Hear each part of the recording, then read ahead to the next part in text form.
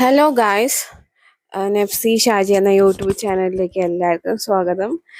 വീട്ടിൽ താത്തയും മക്കളൊക്കെ വന്നപ്പോൾ ഞങ്ങൾ പപ്സ് ഉണ്ടാക്കി, ചിക്കൻ പപ്സ് ഉണ്ടാക്കിയിട്ടുണ്ടായിരുന്നു വീട്ടിൽ.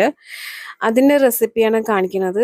നല്ല ടേസ്റ്റിയാണ്, കടയിൽ നിന്ന് വാങ്ങണ പോലെ എണ്ണമെഴുക്കും കാര്യങ്ങളൊന്നും ഇല്ലാത്ത നല്ല ടേസ്റ്റി ആയിട്ടുള്ള പപ്സും അതിൻ്റെ മസാലയൊക്കെ ആയിട്ടാണ് കാണിക്കുന്നത്. ഈ വീഡിയോ സ്കിപ്പ് ചെയ്യാണ്ടൊന്ന് കാണണം കേട്ടോ.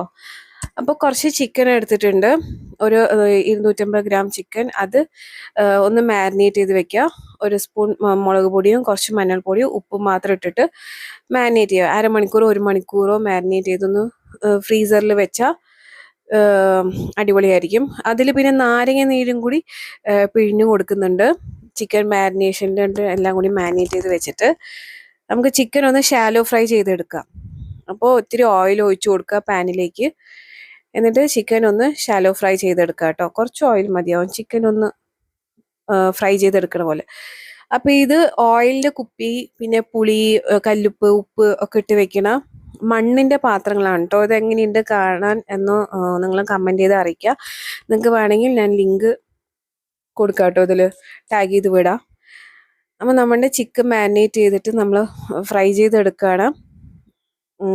നിങ്ങൾക്ക് വേണമെങ്കിൽ ചിക്കൻ ഒന്ന് ഷ്രെഡ് ചെയ്തിട്ടും എടുക്കുക, അല്ലെങ്കിൽ ജസ്റ്റ് ഒന്ന് പിച്ചി ചീന്തി ഇട്ടാലും മതി.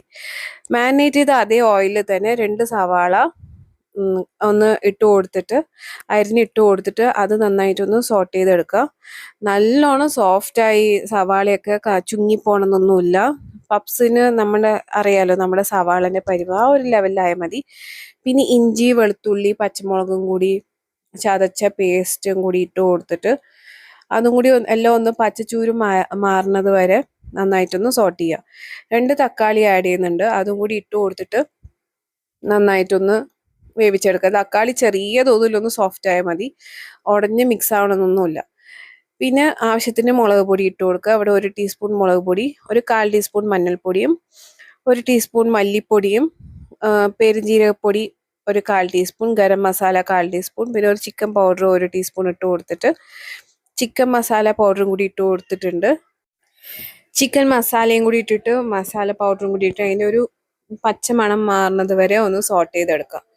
എല്ലാം ഒന്ന് സോഫ്റ്റാക്കി നമ്മൾ ചുങ്ങിപ്പിച്ചെടുക്കണം എന്നൊന്നുമില്ല, ജസ്റ്റ് ഒന്ന് എല്ലാം ഒന്ന് സോട്ട് ചെയ്തെടുത്താൽ മാത്രം മതിയാവും പപ്സിന്.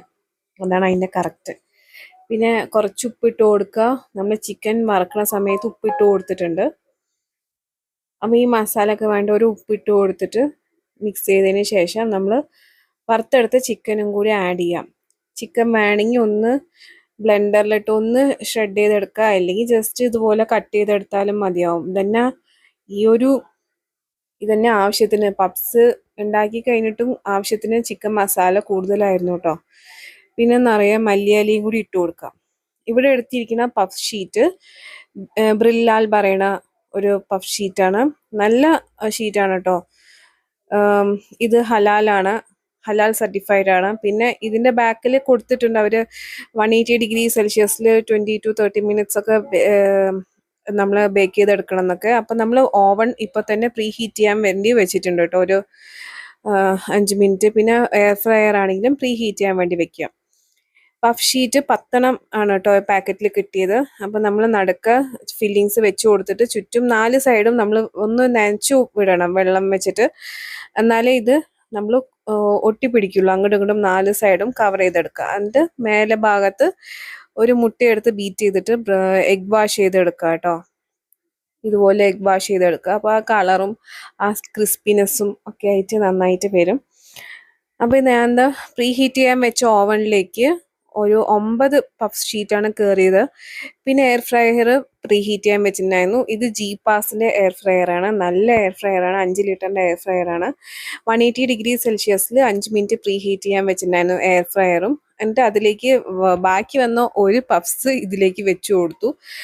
180 ഡിഗ്രിയിൽ 15 മിനിറ്റാണ് വെച്ചത്. നമ്മളൊരു 7 മിനിറ്റിന് ശേഷം ഒന്ന് പഫ്സ് തിരിച്ചിട്ട് കൊടുക്കണം, എന്നാലേ എയർ ഫ്രയറിൽ 2 സൈഡും ആവുള്ളൂ. പിന്നെ ഓവനിലാണെങ്കിൽ നമ്മൾ കോയിൽ മേൽഭാഗവും താഴ്ഭാഗവും ഒന്ന് ഓൺ ചെയ്ത് വിട്ടാൽ മതി. അപ്പോൾ 2 സൈഡും നന്നായിട്ട് നല്ല ക്രിസ്പി ആയിട്ട് വരും. ഇതാ പഫ്സൊക്കെ റെഡി ആയിട്ടുണ്ട്. റെഡിയായ പഫ്സ് ഇതാ നല്ല ടേസ്റ്റാണ്. പിന്നെ ആ ഒരു ക്രിസ്പിനെസ്സും ഒക്കെ ആയിട്ട് നല്ലൊരു പഫ് ഷീറ്റാണ്. അപ്പം നിങ്ങളെല്ലാവരും ഈ ഒരു മസാല റെസിപ്പി വെച്ചിട്ട് ട്രൈ ചെയ്ത് നോക്കണം. എല്ലാവർക്കും ഇത് ഇഷ്ടമായി. പേഴ്സണലി പഫ് ഷീറ്റും മസാലയും എല്ലാവർക്കും ഇഷ്ടമായി. നിങ്ങളെല്ലാവരും ഇത് ട്രൈ ചെയ്യുമെന്ന് വിശ്വസിക്കുന്നു. അടുത്ത ഒരു റെസിപ്പി ആയിട്ട് വരുന്നവരെ ടേക്ക് കെയർ. Bye bye.